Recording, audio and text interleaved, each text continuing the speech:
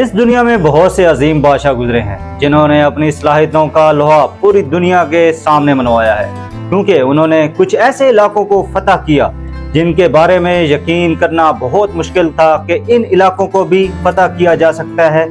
जी हाँ, आज की इस वीडियो में हम बात करने जा रहे हैं साइरस की उस फतह के बारे में जिसमें उसने बाबल के इलाके को फतह किया, क्योंकि बाबल को फतह करना मुश्किल ही नहीं बल्कि नामुमकिन था। तो हम जानेंगे कि किस तरह साइरस ने बाबल के इलाके को फतह किया। तो अगर आप इस सब के बारे में तफसीलन जानना चाहते हैं तो इस वीडियो को एंड तक जरूर देखिएगा। मैं आपका होस्ट राय यासिर और आप देख रहे हैं हमारा यूट्यूब चैनल हिस्टोमेट्री।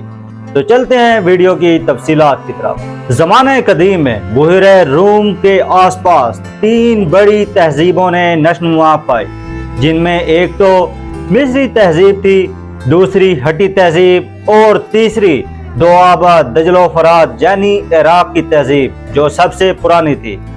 इस तहजीब का आखिरी बड़ा मरकज बाबल था, जिसकी सल्तनत का नया दौर इन तीनों तहजीबों की बर्बादी के बाद शुरू हुआ। जब भी बाबल पर हमला हुआ तो बाबल के बहादुर सिपाहियों ने कई बार हमलावरों के उन हमलों का रुख बदल दिया, लेकिन अक्टूबर 529 कबल मसीह में उनकी मरकजी हुकूमत को बगैर लड़े साइरस के सामने हथियार डालने पड़ गए। साइरस ने मीडिया और पारस को मुत्तहिद करके जिस बादशाही की बुनियाद डाली वो इस तेजी के साथ उभरी कि बाबल के बादशाह नबोनी 10 को उसका सही अंदाजा ना हुआ। शुरू में तो वो बहुत खुश हुआ कि मीडिया की हुकूमत खत्म हो गई है, क्योंकि मीडिया की हुकूमत कई बरसों से बाबल की दुश्मन रह चुकी थी। बाबल के बादशाह नबोनी 10 का ख्याल था कि अब नई हुकूमत बनी है तो उसको तोड़ना ज्यादा मुश्किल ना होगा। उसने मिस्र, लीडिया और स्पार्टा वगैरह को मिलाकर एक मुत्तहिद महाज भी कायम कर लिया था, लेकिन मुत्तहिदा ईरानी कबाइल ने बाबल के तमाम खलीफाओं को वक्तन फवक्तन तबाह बर्बाद कर डाला था। साइरस ने 541 कबल मसीह में लीडिया को फतह कर लिया था। लीडिया की फतह के बाद उसने रोम की तरफ रुख किया और बुहरे रोम के किनारे तमाम यूनानी नौ आबादियां भी फतह कर ली।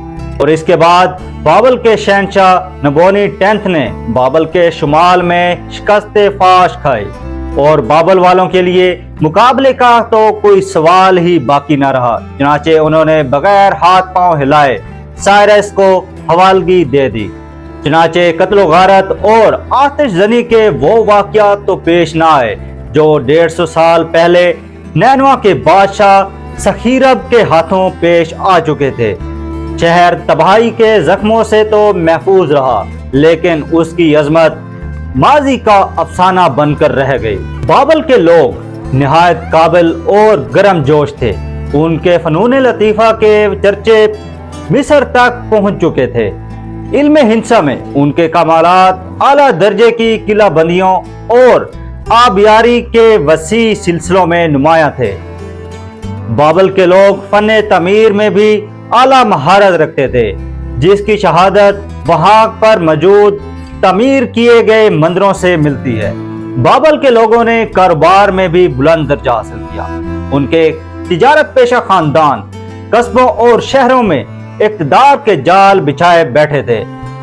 बाबल के लोगों ने अदबियात की भी हौसला अफजाई की और इसके साथ ही हजरत ईसा अलैहिस्सलाम की पैदाइश से 1000 साल कबल बाबल के लोगों ने कुतुब खानों की भी बुनियाद रख दी और सन ईस्वी से 2000 साल पहले हम्मुराबी ने बाबल में एक अजीम शान सल्तनत कायम की और उसने एक मजमूए कवानीन भी जारी किया जिसने आलमगीर शोहरत पाई। लेकिन अजीब बात यह है कि उस मजमूए कवानीन में मुख्तलिफ मुजरमों के लिए जुर्माने, जलावतनी बल्कि दर्दनाक मौत तक की सजाएं दर्ज थीं, लेकिन सजाए कैद के लिए उन्होंने कोई दफा दर्ज न कर रखी थी। दोआबा दजलो फरात के सिपाही भी बहुत दिलेर और हुनरमंद थे। उनके पास मंजनीकें मौजूद थी। वो किला बंदियों को सुरंगें लगाकर उड़ाने में माहिर थे। वो सड़कें और पुलें बनाना भी जानते थे। 9 सदी कबल मसीह उन्होंने रिसाला फौज के दस्ते भी तैयार कर लिए थे, लेकिन साइरस ने घुड़सवार तीर अंदाजों के जो ऐसे लश्कर तैयार किए थे कि उनका मुकाबला करना किसी की बस की बात न थी। और जब साइरस ने बाबल पर हमला किया तो बाबल के रिसाला दस्ते बेकार हो गए और उसकी प्यादा फौज लड़ाई में सरगर्म हिस्सा लेने से पहले ही तबाह बर्बाद हो गई। बाबल के अलावा साइरस ने शाम, फलस्तीन, मशरकी ईरान, कब्रस और एशियाई कोचक के आसपास के तमाम यूनानी जजीरे भी मुसख्खर कर लिए और 519 कबल मसीह में ईरान पूरी मगरबी दुनिया का मालिक बन गया। और उस अजीम शान और बहादुर फौज ने एक रोशन ख्याल सिपा सलार की क़ियादत में एक ऐसी सल्तनत की बुनियाद रखी जो उस दुनिया में गालबन पहली शहनशाही थी।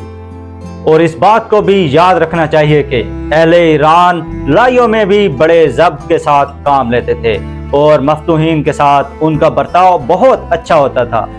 दूसरे मज़ाहिब के साथ रवादारी से पेश आते थे और मफ्तूहा मुमालिक के बशिंदों को ऊंचे ऊंचे ओहदे भी दिया करते थे। वो अपनी आवाम की मादी बहबूद का खास ख्याल रखा करते थे और वो जालमाना टैक्स नहीं लगाया करते थे।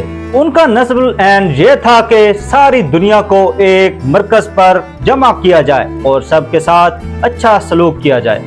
उस वसी सल्तनत के बशिंदों में ईरानी कौमियत के जरिए से आलमी एहसास पैदा हुआ और उससे पहले मिस्र, बाबल और हेटियों ने जितनी फतवाहत हासिल की उन सब का मकसद सिर्फ और सिर्फ लूट मार था। ये थी साइरस की वो अजीम और शानदार फतह जिसके बारे में कोई भी वहमो गमान भी नहीं कर सकता था कि साइरस बाबल को भी फतह कर सकता है या नहीं। लेकिन साइरस ने अपनी सलाहियतों के जरिए बाबल के इलाके को भी फतह करके दिखाया। अगर आप इस तरह की मजीद हिस्टोरिकल और इंफॉर्मेटिव वीडियोस देखना चाहते हैं तो हमारे YouTube चैनल हिस्टोमेट्री को सब्सक्राइब कर लें और बेल आइकन के बटन को प्रेस कर लें ताकि इस तरह की मजीद हिस्टोरिकल और इंफॉर्मेटिव वीडियोस आप तक पहुंचती रहें। आज के लिए हमें इजाज़त दीजिए, मिलते हैं एक नई वीडियो के साथ। अल्लाह हाफिज़।